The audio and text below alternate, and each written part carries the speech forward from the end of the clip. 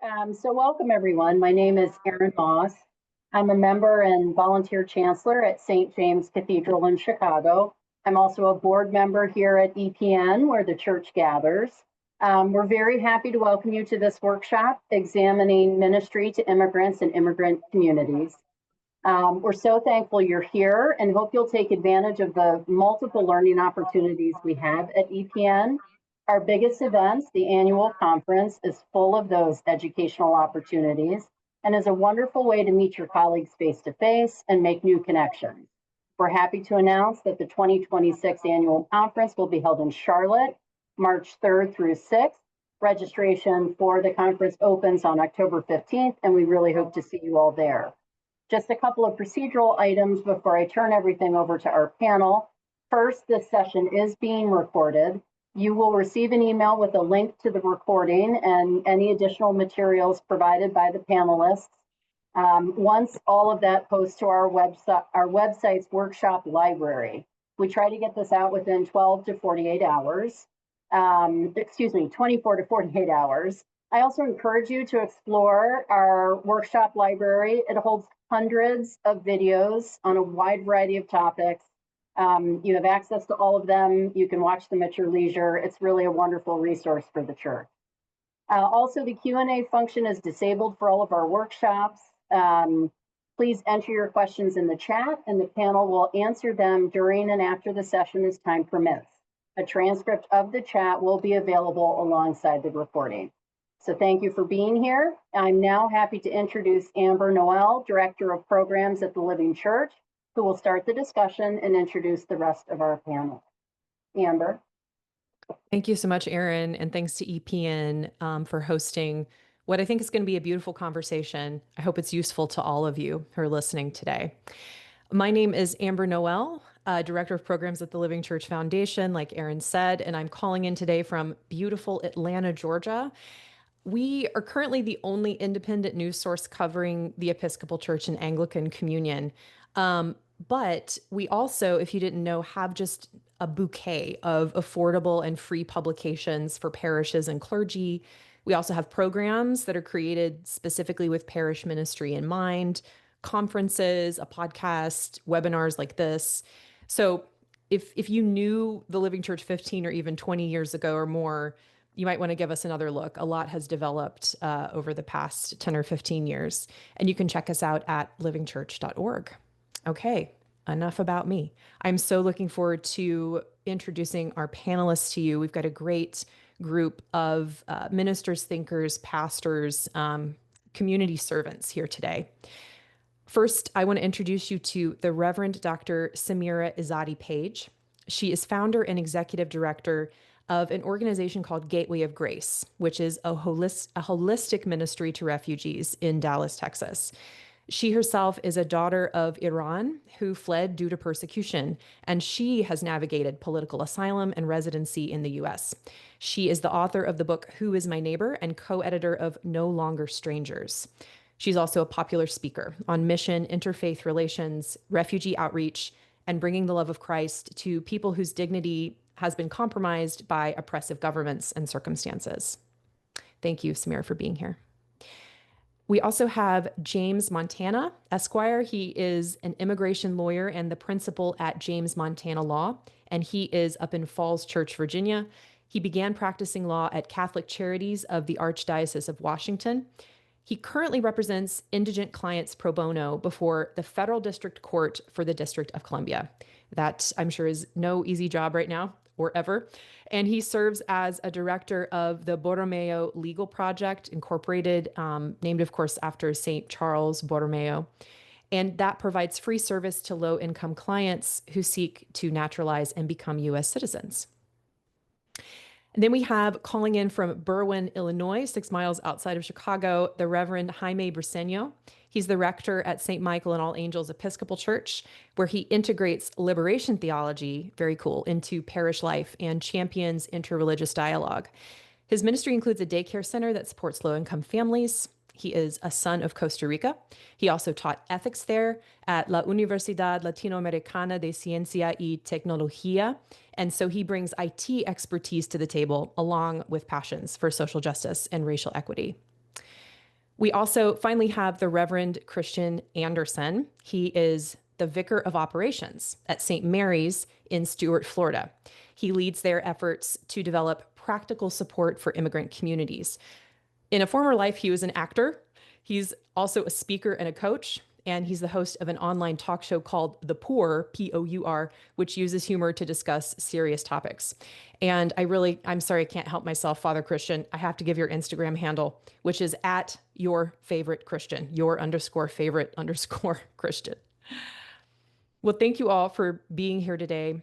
I've just read your bios, but the first thing I'd like to hear from each of you, maybe just take 60 to 90 seconds, just a very brief slice of life from each of you. What does your work look like today vis-a-vis U.S. immigrant communities? How could you paint a little picture for us? Samira, can we start with you? Sure. It's been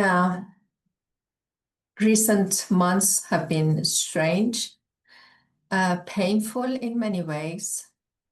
Seeing the suffering of those whom we love and serve is very difficult. At the same time, we have seen our communities coming together, and we have seen God at work in the lives of the displaced people, bringing them healing and joy and using them.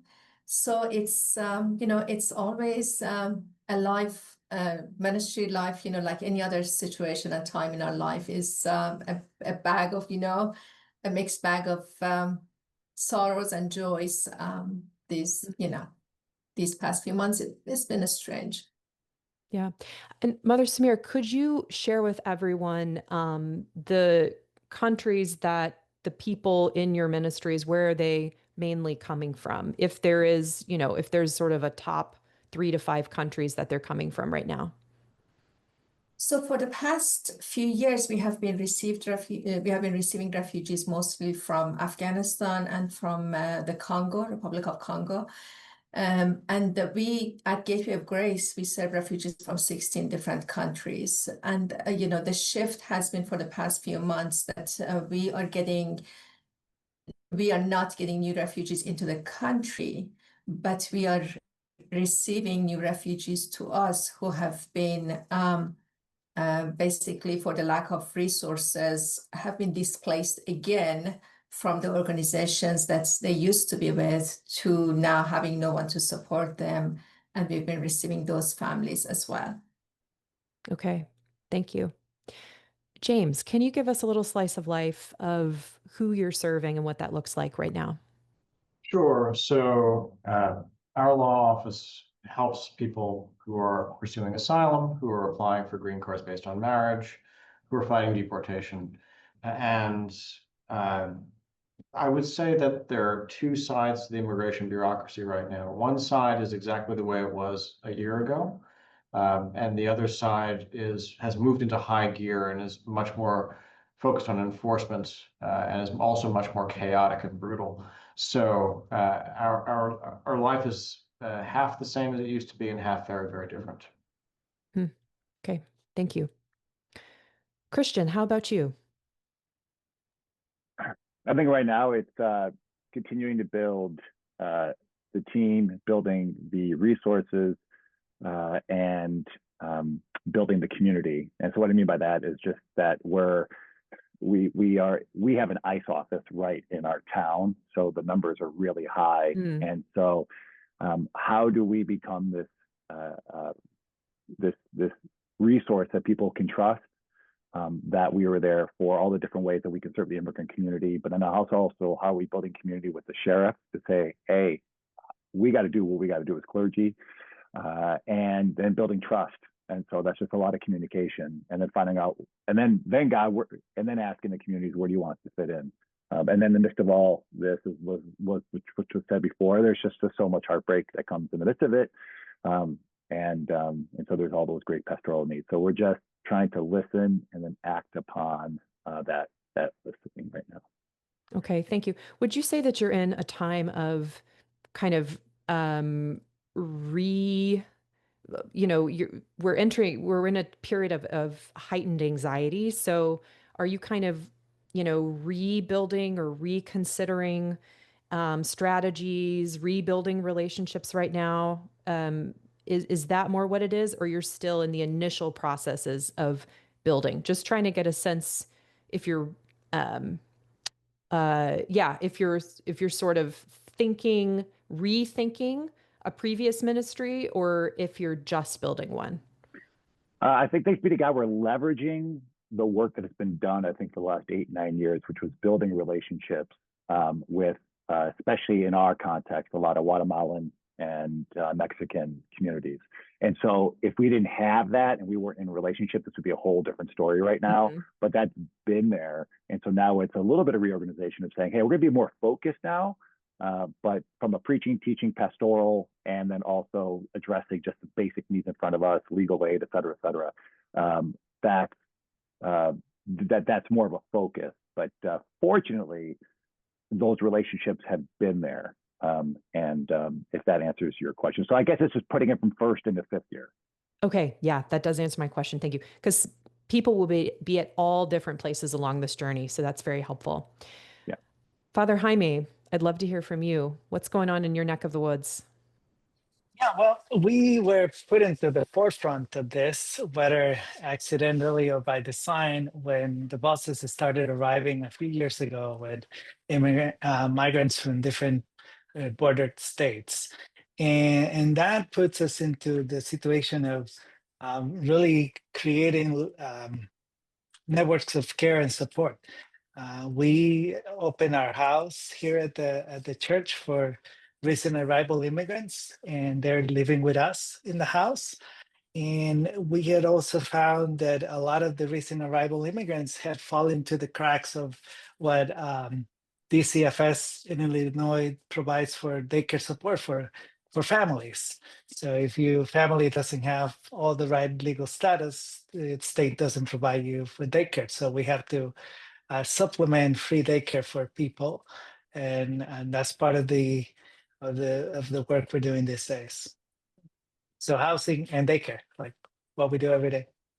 Great. Thank you so much. And are there certain geographic locations that most of your neighbors are coming from? Venezuela, yes. Venezuela. Okay. Right. Great. And then we have, and then we found ourselves being targeted by the current administration and its immigration policies. So a lot of our not so recent arrival immigrants from Mexico feel really targeted. And so we have a large portion of our community now that without any desire of their own, they feel themselves trapped in their houses. And they tell me, they show up once and I haven't seen them in a while, and they tell me, "Oh, we're not coming to church because we are afraid of being picked up at ICE." So there's sort of an informal house arrest. Yeah. To protect themselves. Yeah. Yeah. Well, thank you all so much. I want to ask some questions that are based on conversations I've had over the past couple of weeks with Episcopal and Anglican priests.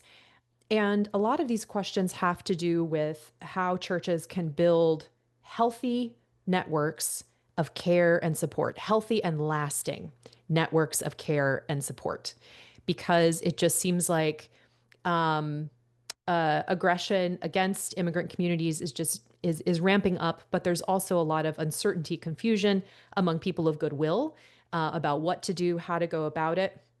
So how can churches participate? The first question I'd like to ask you is how people can find the immigrant communities that are near them. Sometimes they're within your own church. Sometimes it's very evident. Sometimes it's not. But then how do you make that initial connection, if you haven't yet, with immigrant communities in a wise way?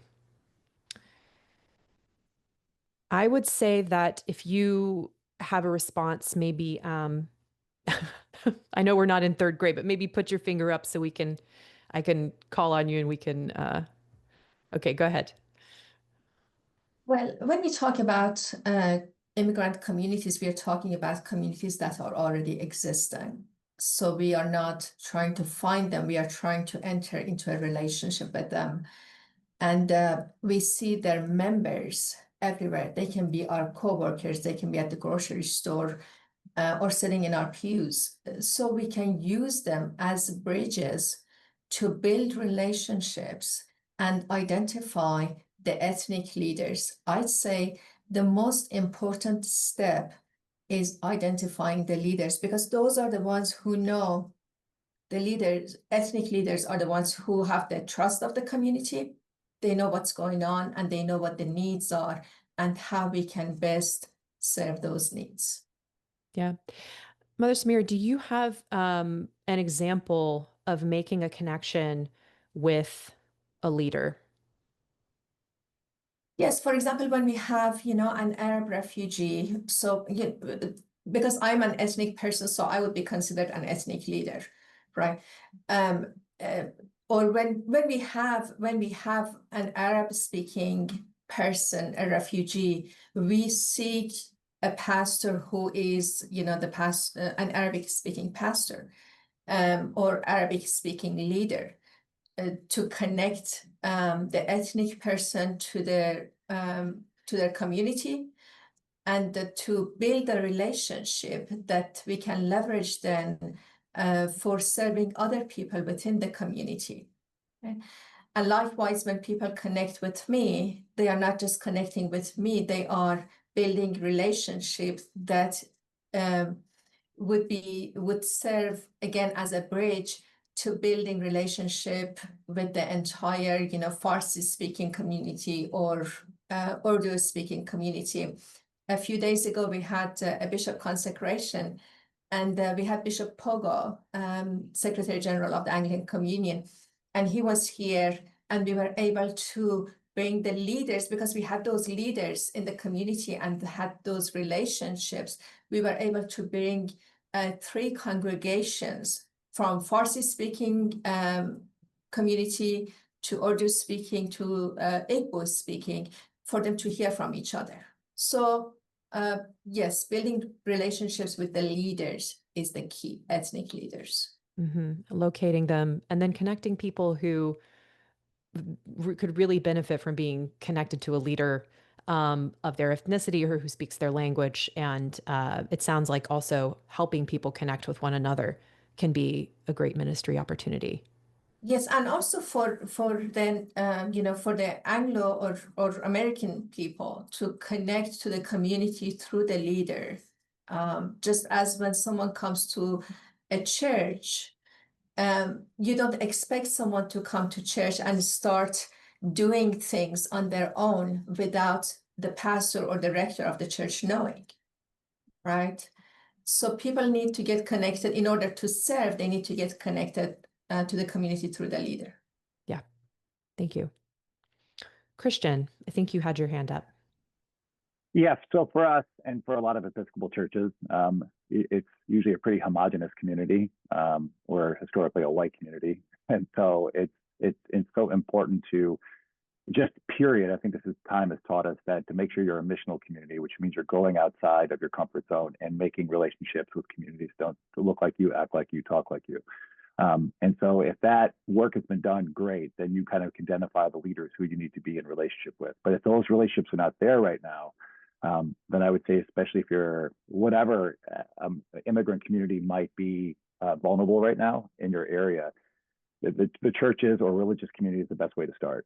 Because then you're just talking, and if you can get your clergy person involved and say, hey, I'm the guy down the street, how can I help? I know this is a very chaotic time, and we just want to be here for you. You're not saying the issue exactly, because in our area, there's a lot of fear and a lot of concern. They don't know who's trying to sell out who and who's trying to reveal anything. If you can speak Spanish, I'm just speaking from my contact. If you can speak Spanish, it's even better. And speaking, but just going to the clergy leader or someone there and saying, we want to help. How can we help? And then if they hear that and they hear the soft words, we know it's chaotic. We know there's some issues going on. We know it might be really hard for you. Then they might open up and trust. I've started though also with anyone. Like every time I'm just being just brass tacks. Like every time I'm at a food truck, a Latino food truck, I will, and it helps probably because I have my collar on, so maybe there's a little more level of trust. In my broken Spanish, I'll just say, hey man, how's your family? How's your community? How can we help? And then that's usually sort of like a tip off of like, oh, I think he could be trusted. And then it's like, can we help with legal aid? Can we help with food insecurity? Can we help with transportation insecurity? What can we do? But it's just all first that relationship, hitting that food truck a couple of times. I did it even with we have other staff members who come and help with the cleanup of our campus. Anyone who I can see that I'll just start a conversation, and with those opening questions has led to people saying, yes, please. And then they'll send me to another community leader, and then I'll contact them, and now we're in relationship, and how do we get them the support that they need? Yeah, thank you. James or Father Jaime, do either of you have some wisdom here that you'd like to share how to make those initial connections with immigrant communities? Right. I want to say that in our Episcopal context, one of the things that I really will stress other communities to leverage is their bilingual churches. We don't need to recreate every single ministry in our own little church or big church just because we have the resources to do them. If sometimes the hardest part of creating support for particularly Latino communities is the language and the culture. And if we leverage the Hispanic communities in your own diocese to do the work, maybe lending the resources that they might have to do that work, will have a bigger impact in the community than you trying to do yourself all the work in train yourself in cultural in the culture, or finding your own staff that is bilingual and all that. So And are you talking primarily about building sharing? So partnering with a congregation that may not even be Episcopal or Anglican, but needs a space to meet? Or do you mean offering a service in a different language? Like churches can offer no. service in a different language themselves. No. I totally mean like this. Let's say St. Michael and All Angels, we already have a ministry for recent arrival immigrants. And I saw during the time that was, popular here in Chicago, I saw a lot of churches that were spending a lot of resources trying to do that on their own. And I always thought, like, why are you trying to do that on your own? It sounds so hard when we are doing it here. And why don't you just come and partner with us? And we know how to do it. We know the people. We know the culture. We know the language. In our context of Chicago, a white church in the northern suburbs, I know it's going to be a harder situation for them to do it culturally. I know they're not going to have any problems to do it with the resources and the money, but the culture clash is going to be hard. And that sometimes gets put in the background, and that is a harder part to this ministry than we give it credit. Yeah. Yes, Mother Samira. Can I amen what Father Jaime said? And another side of the coin that he's talking about is, the Episcopal Church is a relatively small church in the big picture of, denominations and churches. And when we have ministries within the Episcopal Church, we don't have the same access to resources that other ministries or other churches do have, that are larger, that are more they have access to more resources. So we are relying on the support, prayers, and friendships of the Episcopalians, of our diocese, of parishes within the diocese, to come alongside us. One aspect of it is that Father Jaime said, we, the ethnic clergy, that, we have the ministries, we know what we're doing.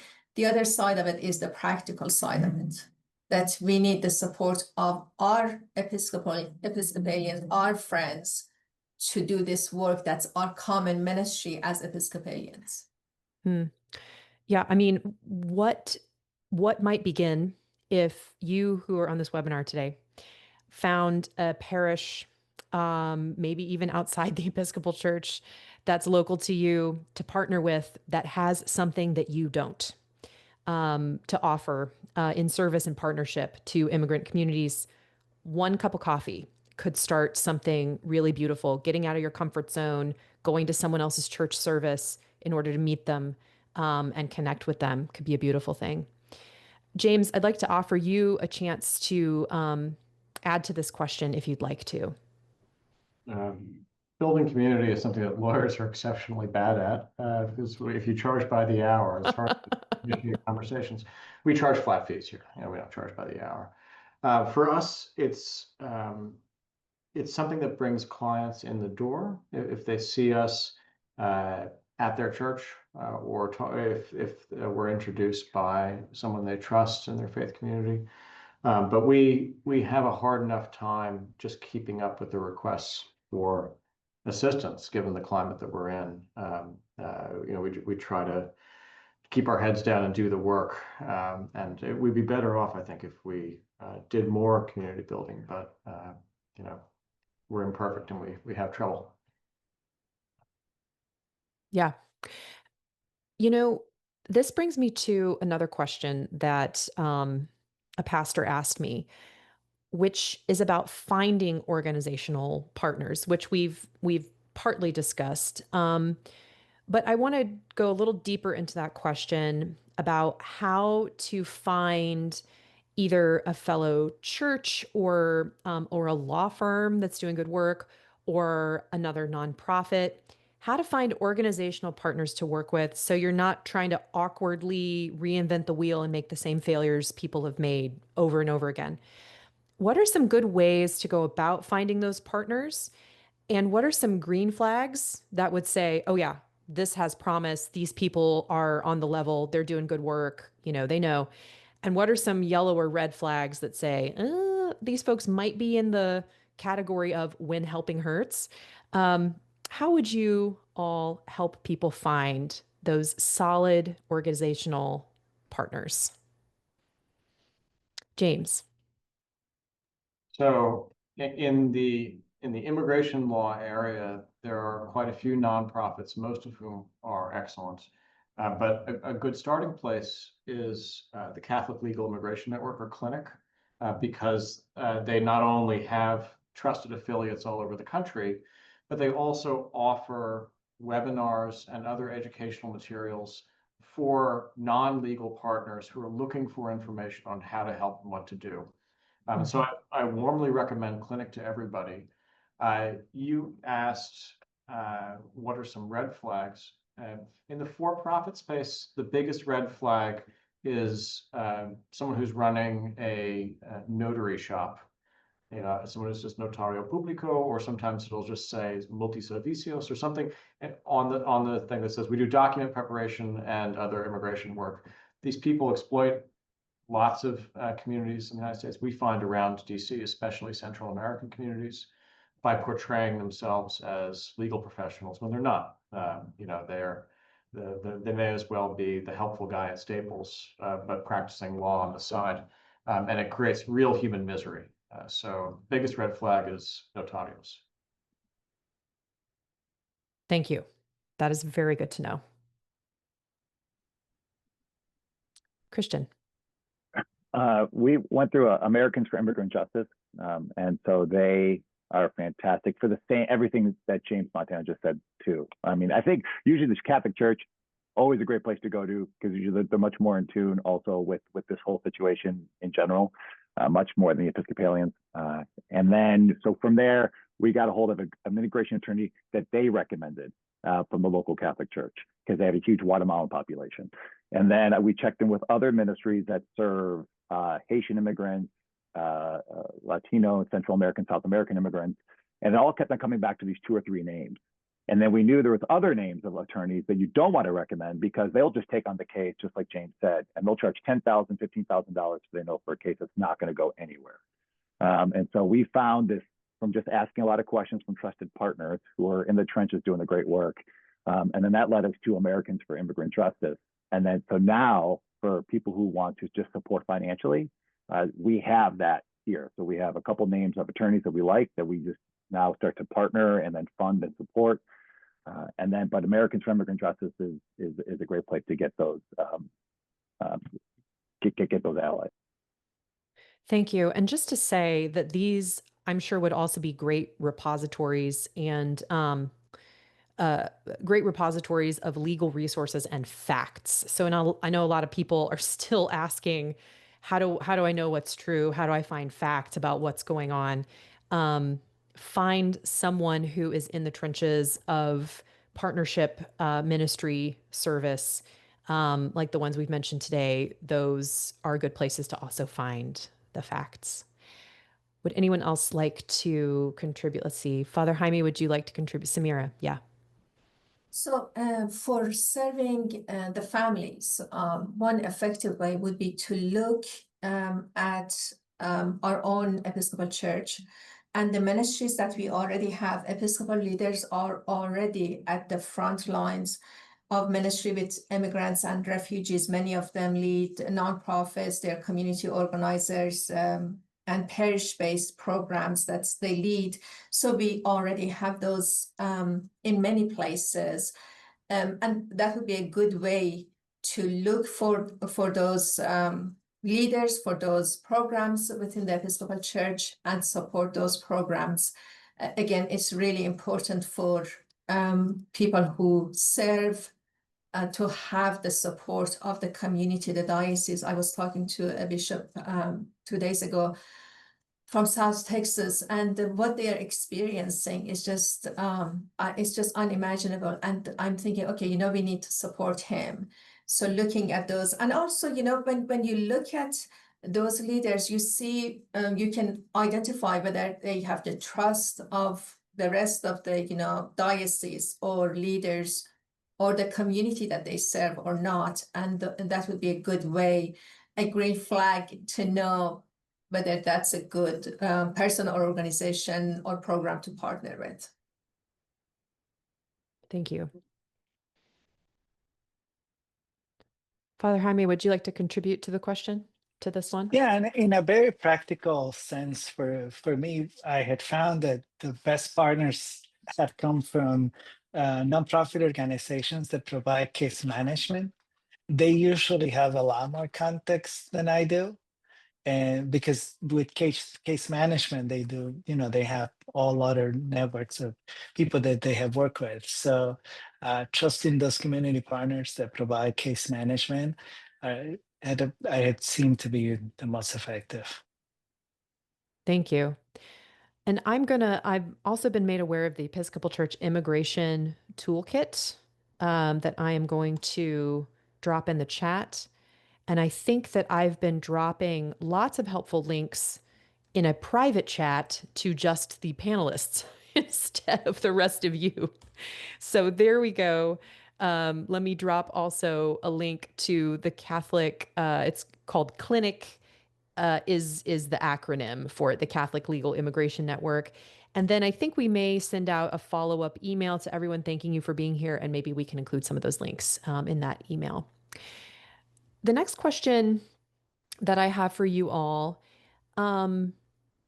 involves preaching.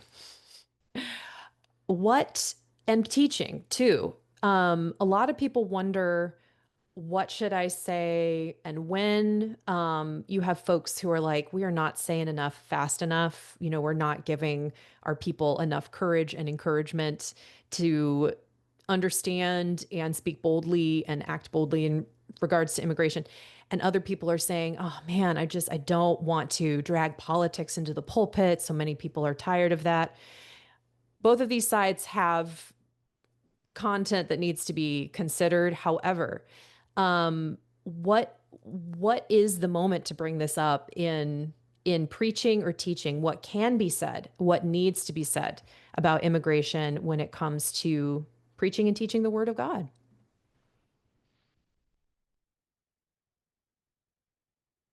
Who wants to tackle this one first? Christian, I know it's you.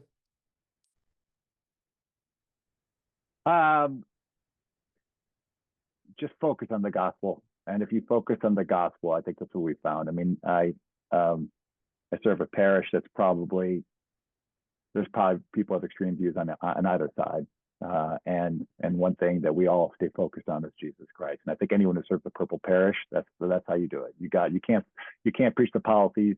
If you preach that, you're going to lose half the people. And then what's the point of that? Now you just lost the one that got way from the 99. So if you can focus on the gospel and you can focus on how oftentimes what Jesus is talking about are the marginalized and those who are, a couple of weeks ago, we had the gospel about the woman for 18 years, all right, who's in the back of the synagogue, can't get healed. She's been ostracized.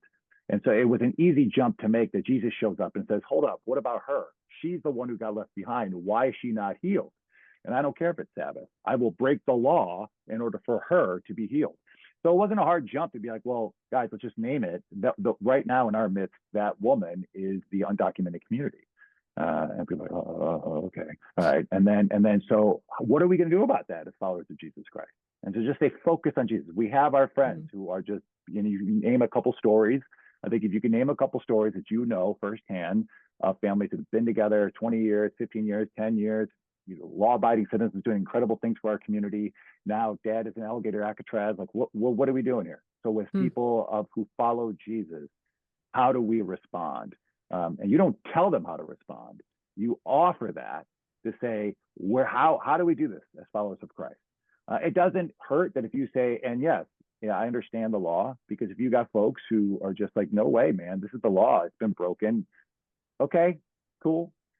We still, though, have to care for those who are scared to death inside their homes, or going through food insecurity, who are dealing with dad who's the breadwinner who's gone now. We're just going to say, well, tough luck. That's on them.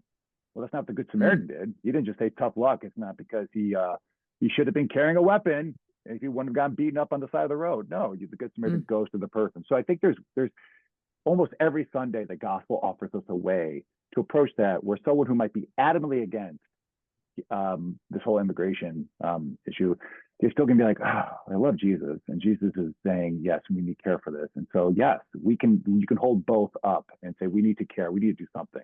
And the moment you preach that and you do it in a way that respects both sides, and you mention and you say, like, and listen, you might disagree with me, and that's fine, that's totally fine, come talk to me, let's go have coffee. You will get people calling and saying, how do I sign up? Because they're going to be too afraid to say it publicly. They're going to want to know, what do I do?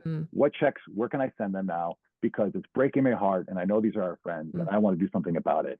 And so that's just in my context, but you guys might have much more to offer than that. Yeah, I mean, the power of God's word to convict and soften hearts has not changed, fortunately.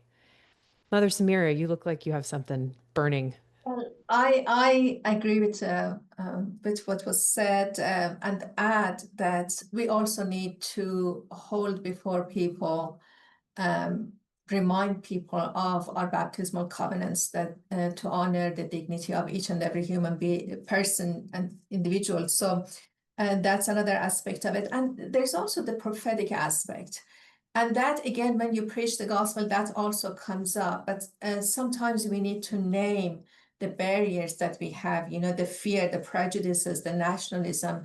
And again, we can do it in a way that's respectful, but at the same time prophetic, because we don't want to alienate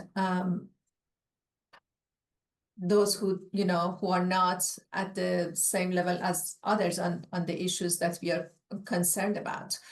The goal is to bring everyone along and not to leave people behind. Yes. Thank you for saying that, because I do know that, I mean, there are sometimes some real concerns about, well, if I alienate so-and-so, they're a pretty big giver, they might not give anymore. But it's really discipleship that's at stake, and discipleship that's the issue, and the unity of the body of Christ and our responsibility for that. There's not very much we control, but there's quite a bit we can be responsible for. James, Father Jaime, anything you'd like to speak to here? Yeah, no, as Christians, context is important in this matter. I don't preach to a white community or have any problems with considering or even wondering the political inclinations of my community. However, it's been very hard to find um, a way to tell people that they don't have to be afraid when their fear is so vivid and so real. I have find myself very, very troubled with that. I don't preach about that. I've been trying to preach about that, but I have not been able to do it. In the lead up to this, before this was even such a real dynamic that we're living in, my gospel, I'm sorry, my preaching series were about the gospel values, just centering on those and centering on 4 values: justice, love, mercy, and forgiveness. And that was it. We didn't talked about that for about 2 years. it was enough. But if we center, in my experience, at least during this time, if we center in those gospel values, everything else gets spoken for you. You don't have to speak it out. You don't have to be explicit, because they are such a powerful values that anything that goes against them immediately goes against the gospel of Jesus. And then we don't have to worry about them. They're evils that we need to confront. Thank you. And James, I wondered, you're not clergy, but you, you go to church, you observe what happens in particular parishes and dioceses. Is there anything you'd want to add here?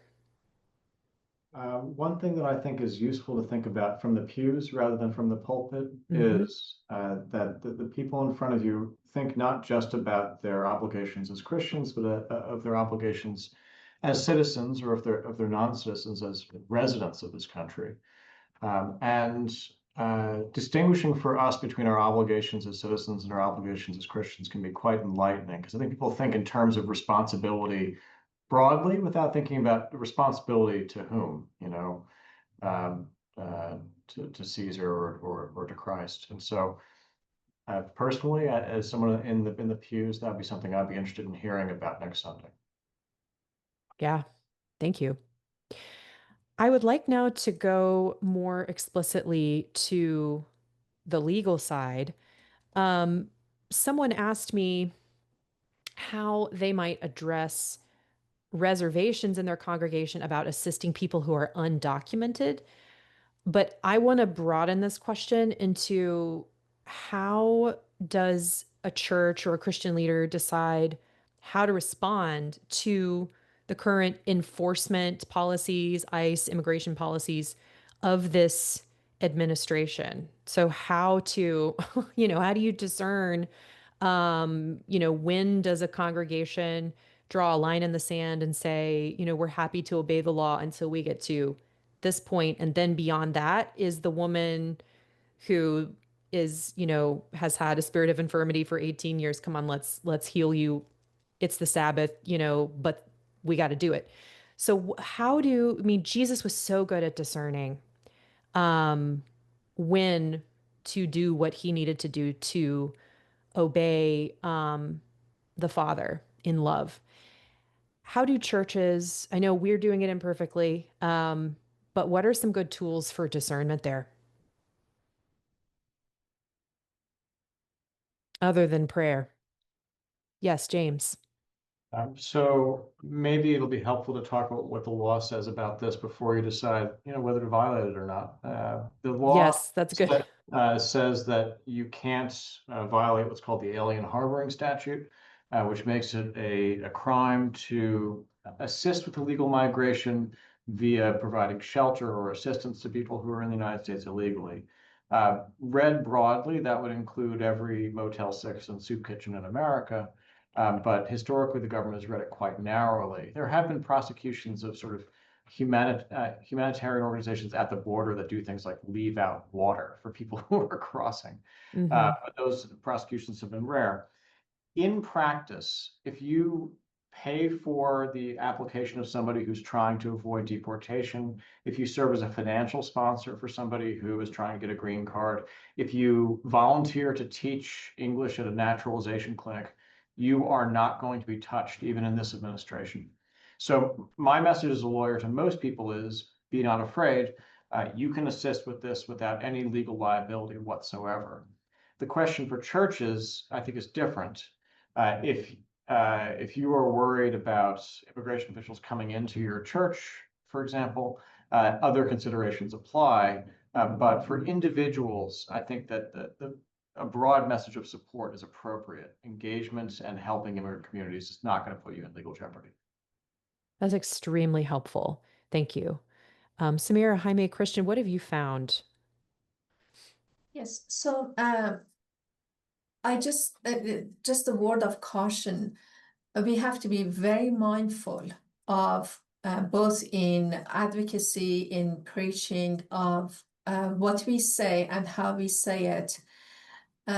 It's good to preach the gospel, it's good to be prophetic, but there's a difference when we get into areas that are explicitly political or legally compromising. And the reason is what we say matters, and we, out of love, out of passion for serving the people, we can actually endanger people that we are, the very people that we want to serve. And so we have to be very careful. Most of our ethnic congregations and displaced people, they do not want to draw attention to themselves. And we are a small church. When someone speaks from the pulpit, something that's, politically explicit, right, obnoxious, that can cause harm to our communities, because ICE is not going to go to an Anglo church. They're going to go to ethnic churches that are affiliated with that denomination. So we have to be careful, and we have to protect our people. Thank you. It's very helpful.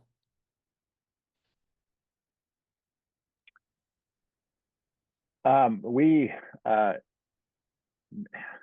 just made an appointment with the sheriff and just try to work every relationship to get in front of him and another sheriff, the two sheriffs, and just start to build that bridge and say, and then I invited some other clergy. So it wasn't just the rowdy Episcopalian, but got the rabbi, got a Lutheran, and then I got the Catholic pastor. And so we all went. And so when you walk in this sort of like united front, just say, hey, listen, this is not just a one denominational thing. Here we go. We got this big crossover of like a wide range of theology. We are super concerned. The people we serve are just, it's just chaos there. And we're seeing lives and families turned upside down and being destroyed. We have to do something, and we need your help in this. And you need to tell us what's going on here. And then I didn't know that was a demand. It was really, how do we build a bridge here? How can we work together on this? Because you understand the job that I have. I understand the job that you have. And it was a really good, honest conversation. And he actually gave us advice on what to do and how to do it. And so, because he gets it, and he told us what his objectives are. And they told us the realities of what it's like in Florida. And he told us about which agencies are really doing it. And that if you really want to do the work of God, this is what you want to do. And if you want exactly what Mother Samira was saying, if you want to care for them, these are the smart things to do, right? Don't be driving in the front seat. Get an Uber. So there's a white person in the front seat and you're in the back. You're not going to get pulled over. They're not going to racially profile you. All these things that you learn about. So now there's a bridge that's built there. So were there things we wanted to push back on? Absolutely. But that wasn't the point of the conversation at that point. It was to build a bridge. And so now we can go in a second time. And they're elected officials, the sheriff. They have to listen to you. They want to listen to you. You have parishes of 1,000 people. So your vote matters. And so, yeah, can we meet again? Hey, so one of your deputies got a little carried away here. They just took a person over, racially profiled them. They're over there. They're an American citizen. Like what that would see, you trust me. Trust me, I'm telling you, this is not just BS we're feeding you here. But it's all about relationships. I say making it work the relationships you have in your parish or through other networks to get in front of those officials, whether it's representatives, whether it's senators, and say as a concerned citizen, as a concerned clergy, as a concerned committee that you are at your church, and start to build that relationship and let your voice be heard. That helps tremendously, and also let you know what you can get away with too. Yeah, and that's a helpful reminder too, that it's not just either collusion or enmity with neighbors who may be in government or leaders or who may have totally different political ideologies than you. Don't presume enmity, at least on everything. That's a great reminder. Or come out of the gate swinging is maybe not always the right tactic to take. Maybe it's never the right tactic to take for a Christian. Father Jaime James, do you have something that you'd like to contribute here?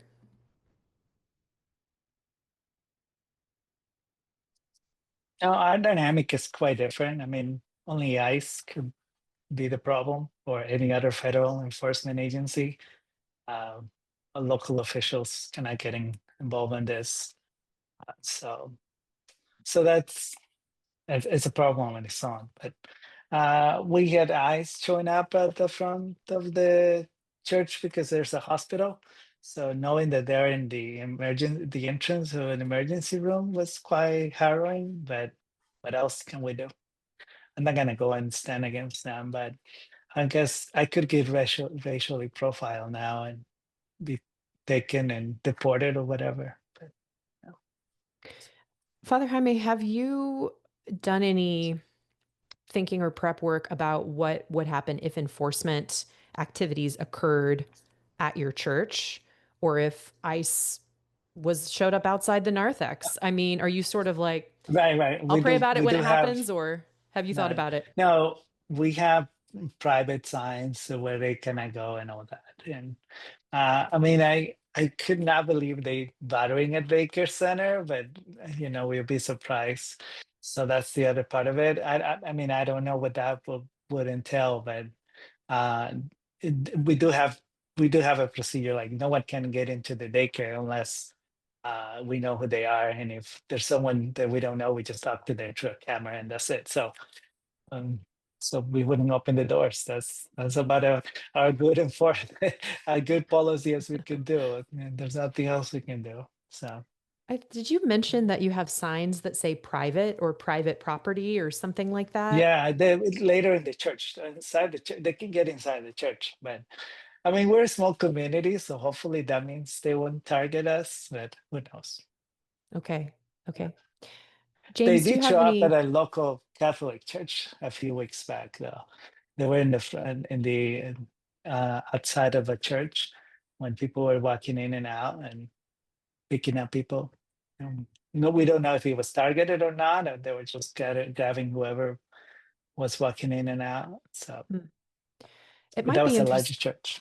Yeah, I think that's helpful because if people are wondering what their plan might be for something like this, maybe watch the local news and see if there's somebody, or connect with your clergy colleagues in your area and see, has it already happened to someone or has it been close to happening to someone else? And what's their pastoral strategy there, and maybe learn from them. Maybe pray together about it. James, do you have something else to add here about churches responding to ICE hanging outside the door or some other kind of enforcement activity? I would say two small things. The first is, from a lawyer's point of view, don't think about winning on that day. Think about winning the case.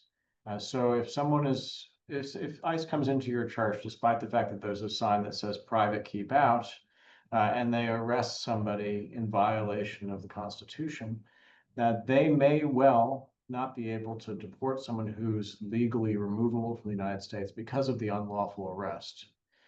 If you create a situation in which ICE has an excuse to do things by encouraging people to resist arrest, by yelling "run," whatever you happen to do, you can lose the long term by making a hostile or confrontational decision in the short term.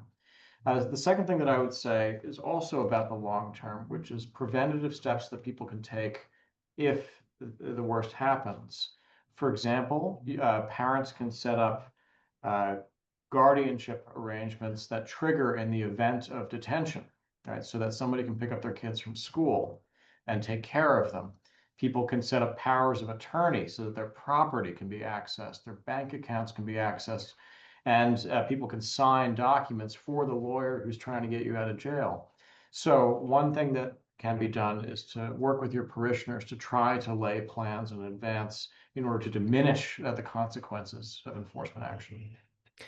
Thank you. And on this subject, James, do you have a word of advice about how parishes could help people identify safe places to go if they get pneumonia or somebody breaks a leg, or even just to go in for a checkup, if they don't have all the T's crossed and all the I's dotted in their paperwork, or they're still waiting for their green card or whatever, where they can go to get medical assistance or counseling, just social and medical services. What are some good tips there? I don't think that there are any safe zones in that sense in this administration that they've sort of explicitly said we're not going to observe those sorts of rules anymore. The question from my point of view is what sort of provider is going to preserve confidentiality and offer a welcoming environment? And there, lawyers, therapists, medical professionals all have ethical obligations that I think it's good to reassure people that your lawyer is not going to turn you over, your therapist is not going to turn you over, the hospital is not going to turn you over. But you shouldn't offer false reassurance either. There's no place that ICE says that they can't go, and so you should offer measured reassurance in that way. Thank you. Well, we're 3 minutes away from time. So, what I'd like to do now is to ask each of you to share, if you'd like, something that we've not covered that you'd want to offer about caring for people, about being prepared in wise ways in your own community, cultivating personal habits and virtues that could give you strength, in these things, in these decisions, anything that we've not covered today. Mother Samira, what would you share? I think we didn't talk about the reality of the suffering and the significance of the ministry of presence. How do we help people who are in these situations, the displaced people, migrants, refugees, to see their suffering in a way that is meaningful, that is not useless, that God is with them and God is at work within that suffering. That's been a huge challenge. I have asylum seekers from our Farsi church. That's the only Farsi church, Episcopal church in the US. And what I've told them is, at the camp there, at the detention camp, I've told them, look, you are a missionary here.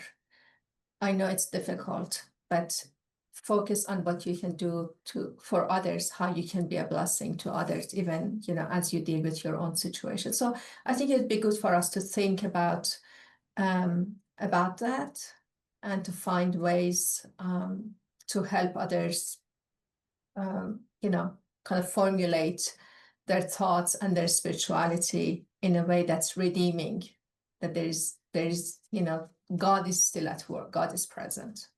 Yeah, beautiful. Thank you. Father Jaime, is there something that you'd add as a final word? Yeah, the need to care for those who are most in need. It's not just about that these days. I feel more and more than the erosion of the civil liberties and the Constitution of the US is a serious issue that should be cared by everybody. And it doesn't just affect the Latino community. While we are at the front end of the enforcement, those things have a wider repercussion than we seem to give it credit. Yeah, thank you. Father Christian. Find the things that you know that your community can do and just go do them. So for us, we knew at the time before we made relationships with immigration attorneys, we worked on food insecurity and transportation insecurity. And so we went for a grant that was, you can apply for so many different grants now, maybe through your diocese. That's what we did, where we said, all right, we have a relationship with a Guatemalan community already. We're going to talk to the community leaders, and we're going to say, what would it be if we came in with folks who speak Spanish, and we're going to teach the elders how to use Walmart Plus. We're going to pay for the Walmart Plus accounts. We're going to give $100 credit on it. And then we're going to have to do these ways of building and teaching these workshops of how to download it, how to use it. But Walmart Plus doesn't allow, you don't have to leave a tip. The food gets delivered to your door. And so there's a way to, because people are too afraid to go now. They don't even go to Walmart at night now because the night is doing that. Transportation thing, Uber accounts for those. Now, that's not for everyone, but if they say yes and say, okay, do you want to do this? Then we can set up the accounts. Again, it's a step-by-step process, lots of trust, lots of relationship building. If we didn't have those 8 years of relationship building, they probably said, no, thank you. But since we have those 8 years, then can that happen? So, and then the immigration thing is just more supporting the attorneys that you trust and getting a fund going, and you can send money to them. I will say also too, if you have notaries in your congregation, if you have attorneys in your congregation, partnering with a Catholic church that often they do those days where they have the trust, they have the population that has the trust and says, we're either going to go to them in the community or we're going to have it at our church and have a night where we're going to have notaries and we're going to have attorneys and we're going to help get your kids passports, because God forbid you get deported. Your kids need to have passports so they can go with you and come back. All the things that Attorney Montana was just talking about, you can facilitate that, but go first to a community leader like a Catholic church that already has the trust, already has the community in there, whether it's Haitian, whatever country, and say, we have trusted people that we like to offer who could be a notary. And, it's almost like sort of like you're part of the Rebel Alliance. You got to find out who's in that you could really trust. That's really down for the cause, and you can offer that. And maybe also watch the Star Wars series again and refresh yourselves on how that works. James, do you want to take us out with a final word of wisdom? I'm not sure why you called upon the non-minister to do that. I want to thank all of you for helping these communities to not just deal with the difficult enforcement environment right now, but to do something more important, which is to care for them in their spiritual lives. It's important, I think, for lawyers to remember that. And so I want to say thank you on behalf of the bar for what you do. It's lovely. Well, James, Christian, Jaime, Samira, thank you so much for your time today. This has been a beautiful conversation, and I trust that it's been helpful to you all who are listening. Mandy Walker says, thank you for this important and helpful conversation about caring for our friends and neighbors.